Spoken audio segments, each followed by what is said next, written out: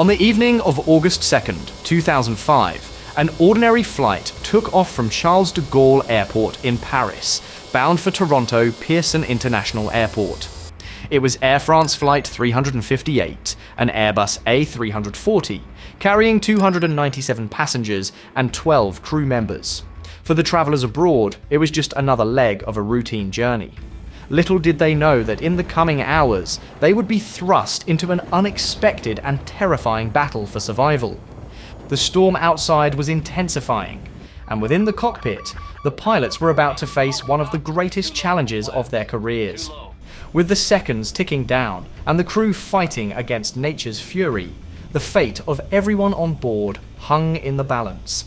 This is the story of how Air France Flight 358 went from a routine flight to a desperate life-or-death struggle. Stay tuned to find out how the crew and passengers defied the odds in a desperate bid for survival. Behind every successful flight is a highly trained crew, guiding the plane and ensuring the safety of everyone on board. On this fateful flight, Captain Alain R. was in command. With over 15,000 flight hours, Captain Alain was a seasoned veteran, known for his precision, experience, and calm demeanor under pressure. At 57 years old, he had seen nearly everything the skies could throw at him, but nothing could have prepared him for what awaited that day. Beside him was First Officer Frederick N., a 43-year-old pilot with more than 4,500 flight hours under his belt. While he was younger and less experienced than the captain, Frederick had proven himself time and again as a capable and skilled aviator. On this flight, he would need every ounce of that skill, as the conditions he faced were unlike any he had encountered before. Seated in the cockpit's jump seat, providing a rare and exciting perspective on the flight, was Miles T., the 12-year-old son of an Air France employee. He was flying for free, an opportunity many children of airline employees dream of. Miles was about to witness firsthand the incredible responsibility and bravery of the pilots as they fought to save the lives of everyone on board. The crew was also supported by the 12 cabin crew members who were on standby, ready to manage any emergency during the flight. Together they formed a tight-knit team, but the challenges ahead would test their skills like never before. As Flight 358 neared its destination, a dangerous storm was building over Toronto Pearson International Airport. The forecast had predicted severe thunderstorms, with high winds, heavy rain, and the potential for hail. The situation was so dire that airport authorities issued a red alert, a warning so severe that it restricted the ground staff from approaching the aircraft due to the high risk of lightning strikes. In the air, the crew was notified that the airport's runway conditions were worsening rapidly. Visibility was reduced to mere feet in some areas, and wind gusts were battering the aircraft as it descended into the storm. Despite these dangers, the pilots remained focused. They knew they had to land, but the question was, could they make it safely? The decision to circle the airport and wait for conditions to improve wasn't easy, but it was the only choice the crew had.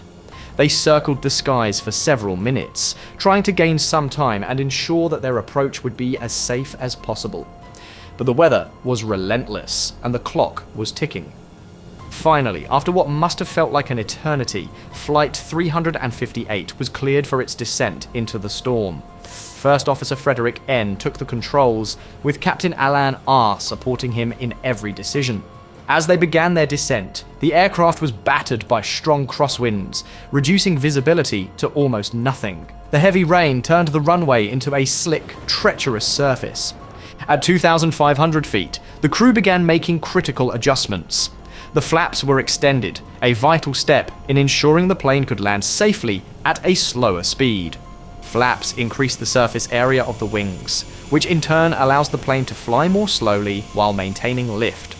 The captain confirmed that the landing gear was deployed and locked, signaling the plane was prepared for its final approach. Despite the worsening conditions, the crew maintained their focus, with every procedure executed methodically. The plane was fully configured for landing. Manual controls, full flaps, and the landing gear locked in place. They were ready to face whatever came next. As Flight 358 approached the runway, the control tower at Toronto Pearson contacted the crew with final instructions. The tower warned them of poor braking action, indicating the runway was slippery from the rain, and that surface winds were blowing at speeds of 15 to 20 knots. Even so, the crew had no choice but to continue their approach. At 100 feet above the runway, Captain Alan R. instructed First Officer Frederick End to flaring, a maneuver where the nose of the plane is raised slightly to soften the descent. As the aircraft descended, the crew fought against the elements, their hands steady, their minds focused. At 50 feet, the aircraft was still on course, but the runway was rapidly shrinking before their eyes. In a heart-stopping moment, Flight 358 touched down, but it was not a perfect landing. The aircraft had landed 1,200 meters from the start of the runway, far beyond where it should have touched down.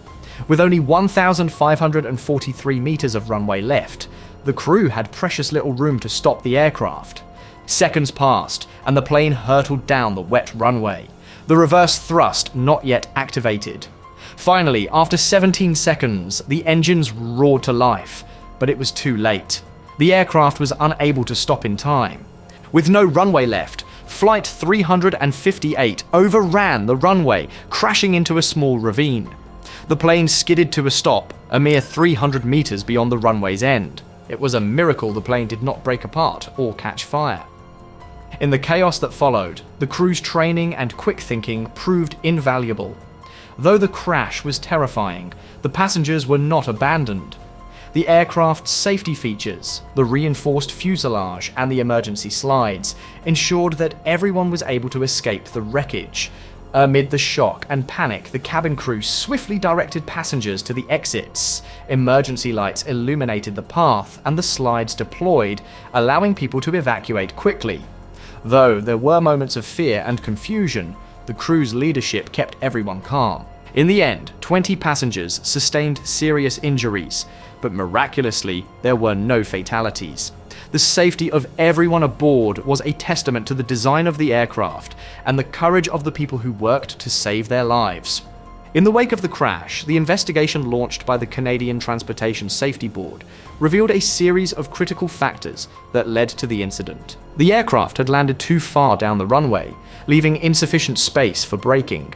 The delay in activating reverse thrust further compounded the danger. The severe weather and the red alert also played a significant role in making the landing more difficult than it should have been.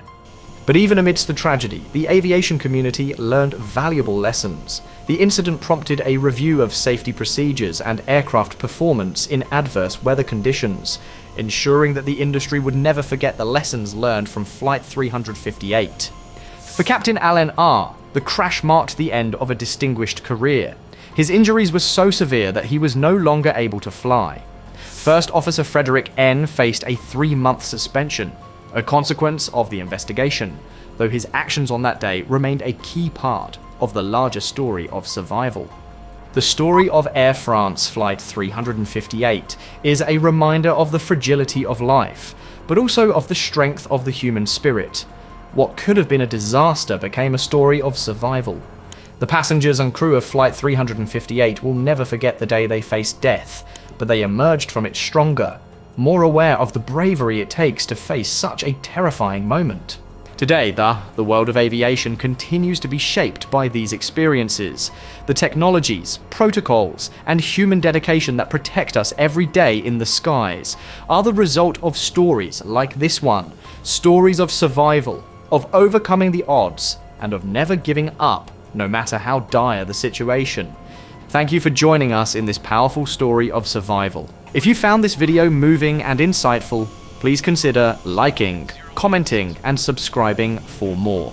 Every journey in the sky is full of risks, but thanks to people like the crew of Flight 358, we are reminded that there is always hope. Stay safe, and we'll see you in the next video.